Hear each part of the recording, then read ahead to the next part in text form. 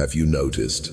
In any room, any gathering, any ordinary moment filled with voices and movement, how the calmest person there almost always seems placed just a little apart, not dramatically apart, not with folded arms or turned back, just slightly removed.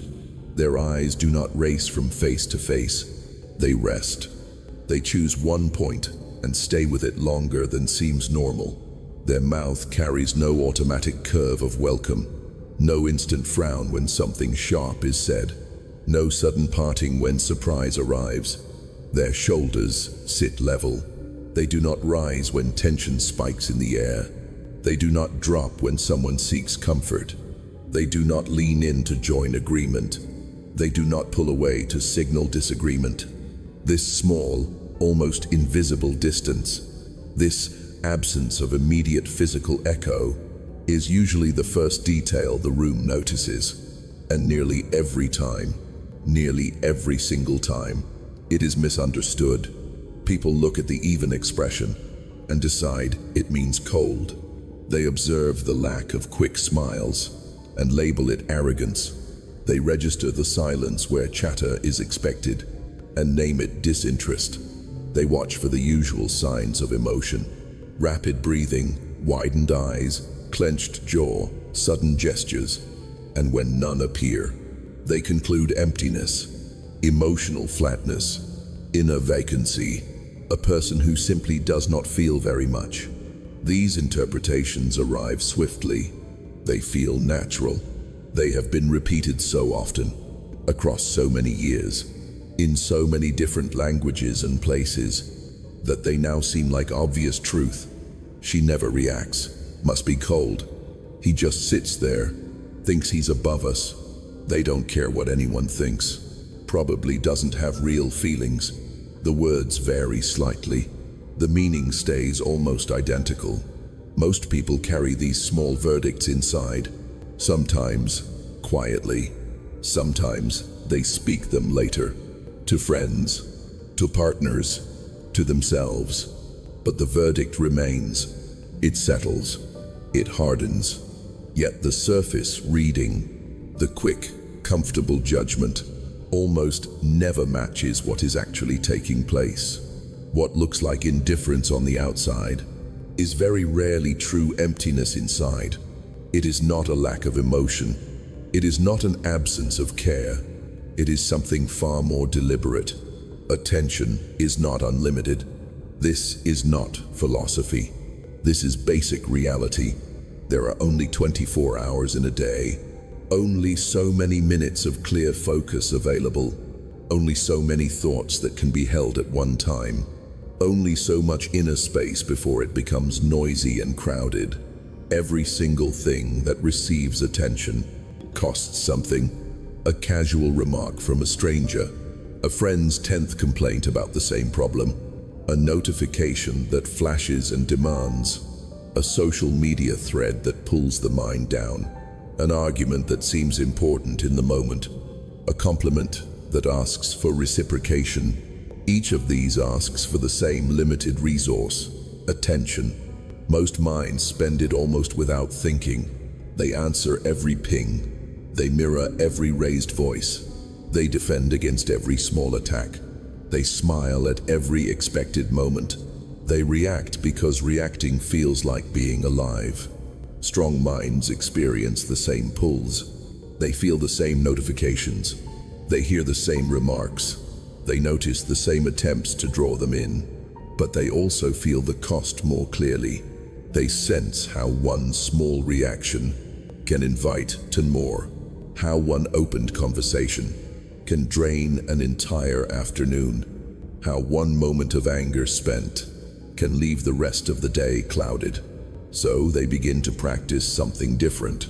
They begin to guard, not out of fear, not out of superiority, out of simple recognition of scarcity. They do not answer every call. They do not mirror every emotion. They do not defend every accusation. They do not celebrate every passing praise. They watch. They wait. They choose. Sometimes they choose to engage. Sometimes they choose to let it pass.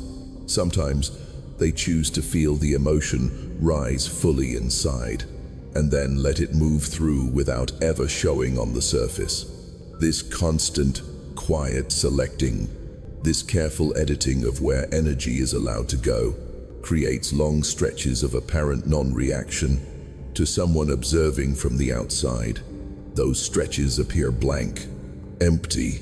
The face does not change. The breathing remains even. No words rush forward. No hands move in emphasis. No body shifts to signal anything. So the familiar labels return: indifferent, cold, detached. But the label is almost always wrong. What is happening inside is anything but blank. The emotion arrives exactly the same as it arrives for anyone. Irritation when boundaries are crossed. Warmth when genuine kindness is shown. Hurt when trust is broken without reason. Curiosity when something new and interesting appears. Fear when something real threatens. Joy when something rare and beautiful happens. All of these feelings arrive. None of them are blocked or denied. The difference is what happens next. There is a pause. There is always a pause. Sometimes the pause lasts 1 second, sometimes 5, sometimes 20, sometimes an entire minute. In that pause, the mind does slow, careful work. It looks at the feeling. It measures the cause. It imagines the possible consequences. It asks quiet questions. Is this worth spending attention on? Will reacting now improve anything real? Will words change the situation for the better? Or will they only add more noise? Will this emotion still feel important tomorrow? Next week? In a month? Most often the answer is no. So the attention is not given. The emotion is allowed to exist, and then allowed to fade. The face remains calm. The voice, when it finally speaks, stays low and measured. This creates something unusual in human interaction. Most conversations depend on fast reciprocity. You speak loudly, I speak loudly back. You show pain, I show sympathy or guilt. You accuse, I defend or accuse in return. You laugh, I laugh with you. The rhythm is quick, familiar, comforting in its predictability. When one person refuses to follow that rhythm, the pattern breaks. The other person is left holding their own sound. No echo returns, or the echo returns so slowly, so softly, that it barely registers. So uncertainty appears. Uncertainty is deeply uncomfortable for most minds. Silence where noise is expected feels wrong. Stillness where movement is anticipated feels strange. Lack of reaction where reaction is normal feels threatening. To resolve this discomfort, people almost always try to fill the space. They raise their voice. They repeat the same point with new words. They add more emotion to force a response. They use humor to lighten the moment. They use anger to provoke movement. They withdraw dramatically to see if absence will pull the other person back. They explain themselves at length. They justify. They apologize excessively. They attack more strongly. Anything at all, to end the uncertainty, to bring the calm mind back into the familiar loop. The calm mind almost never returns quickly.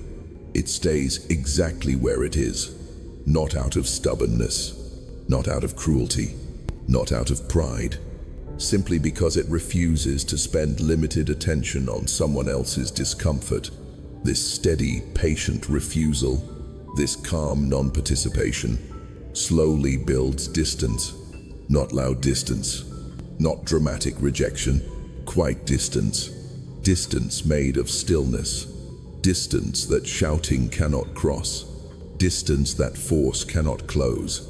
Distance that makes others suddenly aware of their own volume, their own rush, their own need for immediate response. Over weeks, over months, over years, the world around these quiet centers begins to change. Conversations slow down.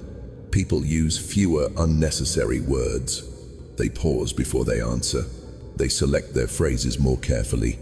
They lower their voices without being told. They watch faces longer. They ask deeper questions. They leave small talk behind.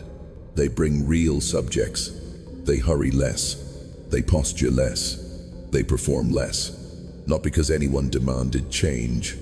Not because rules were spoken. Simply because the quiet presence itself pulls everything into a slower rhythm.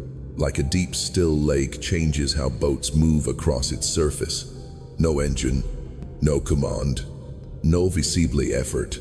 Just depth, just calm. Boats slow without realizing why. Wakes smooth out. Direction becomes more intentional. The strongest minds move through life in a similar way. They speak fewer sentences, but when they speak, the words arrive after long silence. So they carry more weight. They react less visibly, but when a reaction is given, it is almost never questioned. Decisions form slowly. They are looked at from many angles. They are tested against time. They are allowed to settle. When they are finally made, they hold. They do not flip with the next mood. Presence becomes something almost physical, not loud, not fragile, not needy, solid, heavy in the quietest possible sense. Quiet gravity, people begin to move differently around it. They bring better questions. They leave petty drama outside. They return when they need clarity, not noise, not entertainment, not quick agreement. Clarity. This is not power that announces itself. This is not strength that flexes. This is power that refuses to spend itself cheaply. Strength that knows exactly how much it contains. The strongest minds do not chase attention. They do not beg for it. They do not explain why they conserve it. They simply place the small amount they have exactly where it belongs, and they leave it there long enough, steadily enough, without pulling it away, where attention finally rests, without distraction, without waste, without hurry. Something real begins to form. Clarity begins to form. Depth begins to form. Effect begins to form. Not flashy effect. Not temporary effect. Lasting effect. Indifference, the kind that appears empty from far away, is almost never truly empty. It is selection. It is careful economy. It is protection of something precious and limited. It is quiet refusal to let small currents carry away what cannot be replaced. The strongest minds do not care less than others. They care more selectively. They care with precision. They care only where it matters most. And very often, very quietly, very steadily, very patiently. Real control, true control, looks exactly like not caring at all.